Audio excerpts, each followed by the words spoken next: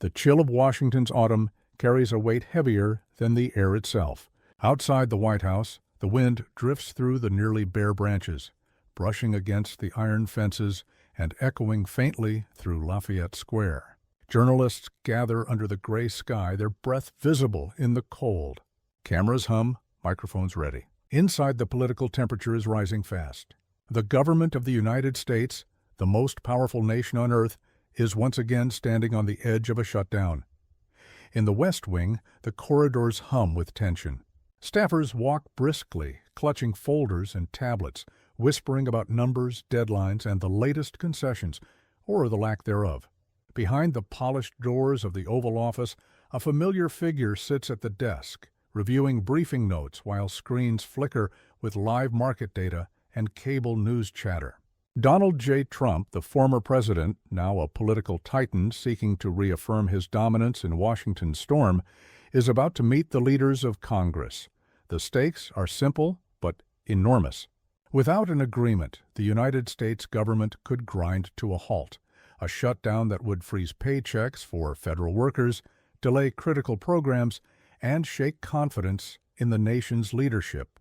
The world watches closely. Markets tremble. And within these walls, the struggle between power, pride, and principle unfolds like a slow-motion collision. As aides prepare coffee and the press corps positions itself, the sound of approaching footsteps grows louder. One by one, the congressional leaders arrive, each representing not just their parties, but ideologies, districts, and visions of America's future. The meeting is private, but its impact will soon echo far beyond Washington. The story of a government shutdown is never just about money. It is a mirror reflecting the fractures within a democracy, the competing dreams of its people, and the struggle of governance in an age of division. The roots of the looming crisis stretch back months. Congress has failed to pass a budget that satisfies both chambers. The House, dominated by sharp partisan lines, has stalled on spending bills over disagreements about border security, defense funding, and domestic programs. The Senate, meanwhile, insists on compromise, warning that political brinkmanship could cost the nation billions. At the heart of it all lies a fundamental question. What should America prioritize? Should billions go toward securing its borders, or should those funds protect the most vulnerable through healthcare, education, and social welfare? It's a philosophical clash disguised as a fiscal debate. Trump, whose political instincts are honed for confrontation, sees this moment as a test, not only for Washington, but for his own narrative of leadership. To his supporters, he embodies strength, a man unwilling to bend to bureaucratic norms.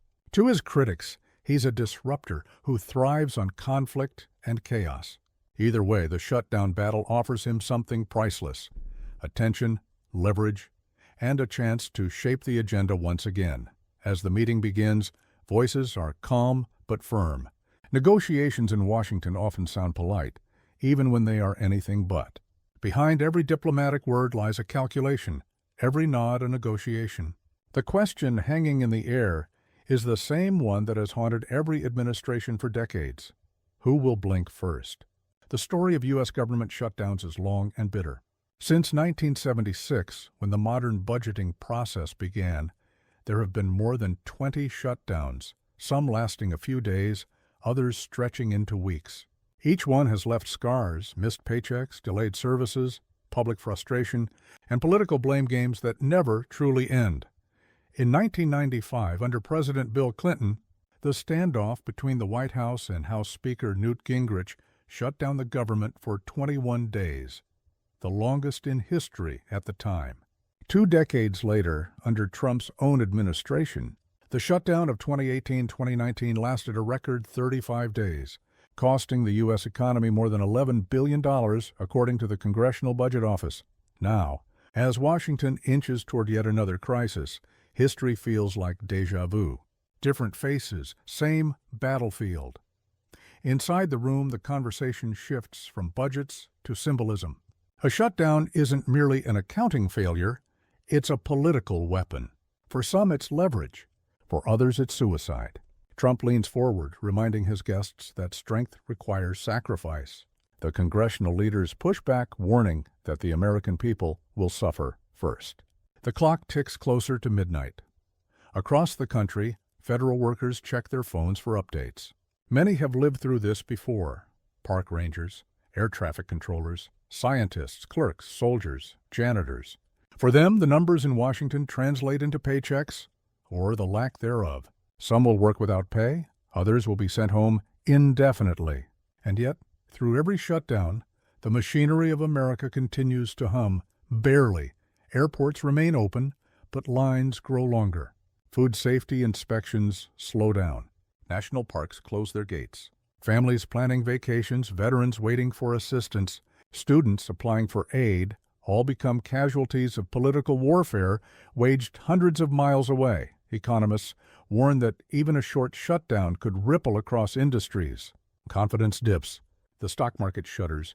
Global investors, already wary of inflation and geopolitical conflict, see the uncertainty as another crack in the armor of U.S. leadership. For decades, the American government was considered the model of stability. Now, even that perception feels negotiable. Back in the Oval Office, the mood grows heavier. The arguments circle around like vultures: spending caps, policy riders, immigration reform, energy subsidies. Every issue seems tied to another. No one wants to concede, but everyone knows they must eventually. Trump, according to observers, thrives on moments like these. The theater of power energizes him. Every handshake, every defiant remark becomes part of a larger narrative, the story of a leader standing firm against the so-called establishment. His allies outside the room cheer him on, urging him not to back down. His opponents warn that the cost will be catastrophic. Meanwhile, reporters gather outside the West Wing briefing room, waiting for updates. Cameras flash as spokespeople offer carefully measured words. Constructive discussions, they say. Still progress to be made. Behind the scenes, aides whisper that talks have stalled once again. Night falls over Washington. The Capitol dome glows against the dark sky, a symbol of endurance, yet shadowed by uncertainty. The countdown continues. If no deal is reached by midnight, agencies will begin implementing shutdown procedures. Thousands of government websites will flash temporarily unavailable. The lights in countless offices will dim. It's in moments like this that democracy reveals its fragility, not through war or revolution, but through indecision, through the inability of leaders to compromise. And yet, this tension is also the lifeblood of the system.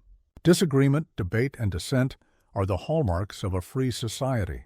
The danger lies not in the conflict itself, but in the erosion of trust that follows when conflict becomes perpetual. As the night deepens, political strategists begin crafting their narratives. Who will the public blame? Which party will suffer in the polls? In the age of instant media, perception can be as powerful as policy. Social networks ignite with arguments, hashtags, and memes. Late-night shows prepare their jokes. Analysts prepare their warnings. But beyond the noise, the real impact is human. A single mother working as a TSA officer wonders how she will pay rent next week. A scientist at NASA sees her research halted mid-project. A small contractor supplying federal offices fears layoffs. For millions, the shutdown debate is not a game. It's survival. And yet, Washington's rhythm rarely changes. As the sun rises the next morning, the city awakens to the same rituals. Traffic jams, coffee lines, protest chants outside the Capitol. The meeting continues behind closed doors. There is still hope, faint but persistent, that a deal can be reached. Political history shows that compromise often comes at the last moment, when the pressure is unbearable, when markets threaten collapse, when even the most hardened partisans realize the cost of stubbornness. Perhaps that is why Washington so often waits until the brink. Only when chaos looms do the gears of reason begin to turn. Trump's advisors know this well. They draft alternative proposals, seeking a way to claim victory without capitulation. Congressional staffers exchange drafts deep into the night. Policy becomes politics, and politics becomes theater.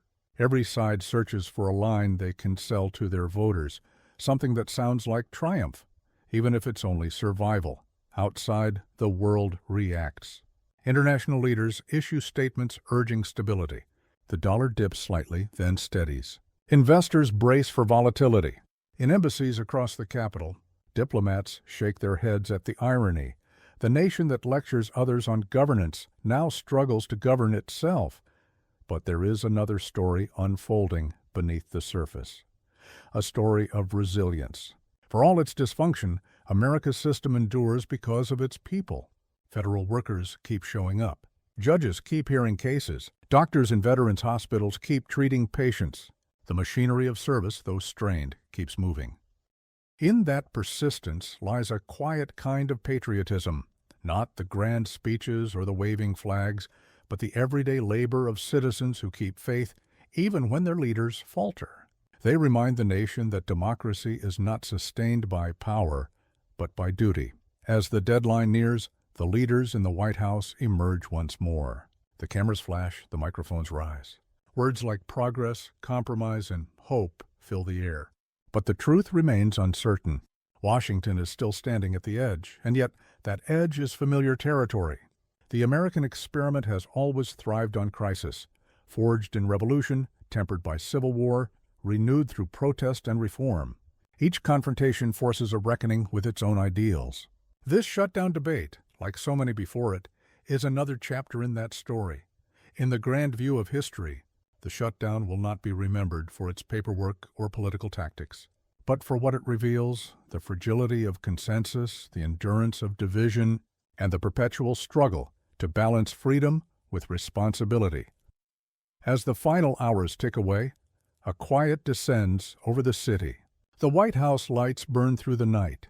Somewhere inside, a handful of people debate the future of a nation of 330 million souls. Outside, the Capitol waits, anxious, weary, but still believing that at the last possible moment reason will prevail, because that is the paradox of democracy. It bends under pressure, yet rarely breaks. And even when it stumbles, it somehow finds its footing again. So, as dawn breaks over Washington with the Potomac glistening in the pale light and the flag rising once more above the Capitol, the question remains, not just whether a deal will be made, but whether America can rediscover the unity that once made it unshakable. Only time and the will of its people will decide.